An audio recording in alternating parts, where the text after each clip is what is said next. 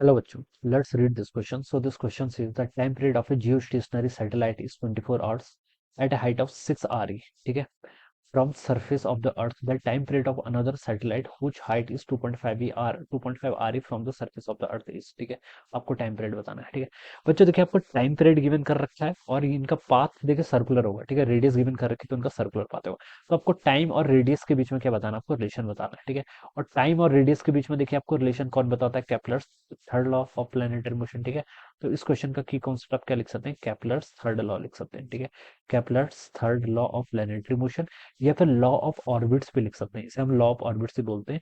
ये आपको रिलेशन देता है कि टी स्क्वायर किसके प्रोपोर्शन होता है, आपके आर क्यूब के।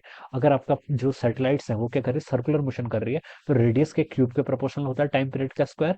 या फिर अगर वो क्या कर रही है, इलिप्टिकल पाथ करती है, तो सेमी मेजर एक्सिस के क्यूब के प्रोपोर्शनल होता है। ठीक है, तो ये आपका क्या होता है, आपका रिलेशन होता है। अब देखिए आप यहाँ पर से आपको गिवन कर रखा है time period of a geostationary satellite is 24 hours at a height of 6 R from the surface of the earth. Earth की सर्फेस से कितनी हाइट पर, आपकी 6 आर हाइट पर है। ठीक है, अर्थ की रेडियस आर होगी। ठीक है, यहाँ से भी अगेन कितनी हाइट पर है, वो 6 आर हाइट पर है। ठीक है, तो जब वो यहाँ पर है तब इसका टाइम पीरियड कितना गिवन कर रखा है आपको, 24 आवर्स के इक्वल गिवन कर रखा है। Time period of a when it is at height of 6 R from the surface of the earth. ठीक है, तो बच्चों देखिए टाइम पीरियड किसके प्रोपोर्शनल है, आर क्यूब के प्रोपोर्शनल है। ठीक है, तो यहाँ से हम लिख सकते हैं ये टोटल डिस्टेंस कितनी हो जाएगी इस सैटेलाइट की, कोई जियो स्टेशनरी सैटेलाइट है मान लीजिए ए। ठीक है, इसकी डिस्टेंस 7 आर है फ्रॉम द सेंटर। सेंटर से कितनी डिस्टेंस आपकी 7 आर। ठीक है, तो यहाँ पर जो आपका टाइम पीरियड है, ठीक है, ए का, तो मैं इसको ऐसे लिख सकता हूँ। देखिए हम यहाँ पर से टी ए का स्क्वायर किसके प्रोपोर्शनल बोल सकते हैं, आर ए के क्यूब के प्रोपोर्शनल बोल सकते हैं। ठीक है, मान लीजिए ए इसकी रेडियस है। फिर हमें बोल रखा है the time period of another satellite whose height is 2.5 R E. ठीक है, दूसरी का टाइम पीरियड हम टीवी बोल देते हैं और ये किसके प्रोपोर्शनल होगा, आरबी की डिस्टेंस के प्रोपोर्शनल होगा। ठीक है, अगर ये प्रोपोर्शनलिटी आपको गिवन कर रखी है तो आप इसको रेशियो में कन्वर्ट कर लेंगे। ठीक है, और रेशियो में देखिए आप यहाँ पर प्रोपोर्शनलिटी साइन को हटा लेंगे। ठीक है, तो ये आपका यहाँ पर से इतना हो जाएगा, R A divided by R B बोल दीजिए इसको। ठीक है, ये क्या है, distance from the centre of the earth to जहां पर हमें कैलकुलेट करना है। ठीक है, अब देखिए टी ए की वैल्यू तो शायद आपको क्वेश्चन गिवन कर रखी है, कितना है 24 आवर्स के इक्वल गिवन कर रखी है टी ए की वैल्यू। ठीक है, तो आप देखिए बच्चों इसमें टी ए आप यहाँ पर क्या लिख लेंगे, 24 आवर्स पुट कर लीजिए। टी बी आपको कैलकुलेट करना है तो इस टर्म को आप ऐसे रहने दीजिए, इज इक्वल टू, ठीक है, आर ए।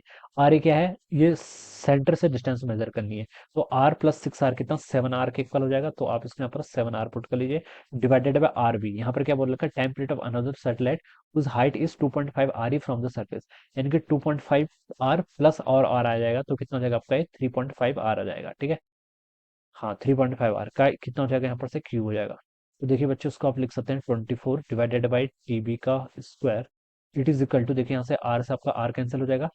3.5 को आप क्या लिख सकते हैं, 7/2 लिख सकते हैं। ठीक है, 3.5 को आप यहाँ पर से 7/2 भी लिख सकते हैं। ठीक है, ये 7 से आपका ये 7 कैंसिल, टू ऊपर आके आपका 2 का क्यूब यानी कि 8 के इक्वल हो जाएगा। ठीक है, तो यहाँ पर से आप ऐसा लिख सकते हैं, देखिए इसको आप ऐसे लिख सकते हैं 24 का square it is equal to, देखिए कितना होगा, 8 टाइम्स आपका टी स्क्वायर बी के इक्वल हो जाएगा। ठीक है, और 24 का स्क्वायर तो आपका 576 होता है। ठीक है, डिवाइडेड बाई 8 कर लीजिए। ठीक है, ये आपका टीबी का स्क्वायर हो जाएगा। ठीक है, अब इसको देखिए हम फर्दर सॉल्व कर लेते हैं।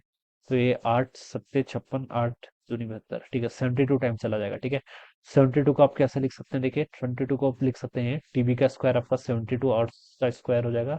ठीक है, तो यहाँ से टीबी हो जाएगा, देखिए 6 6 6 जगह 6, हाँ 6√2 आर के इक्वल हो जाएगा। तो ये इसका आंसर आ जाना चाहिए। ठीक है, टीबी की वैल्यू 6√2 जो कि देखिए आपको ए ऑप्शन पे गिवन है। तो A option will be the right answer of this question. बस आपको ये लॉ ऑफ ऑर्बिट्स पता होनी चाहिए कि टी ए आपके आर के क्यूब के प्रोपोर्शनल होता है। और एक चीज का और ध्यान रखना है, आर आपकी जो डिस्टेंस होती है this is from the centre of the earth, earth के सेंटर से होती है। ठीक है, so I hope you are understood this concept. All the best and thank you so much.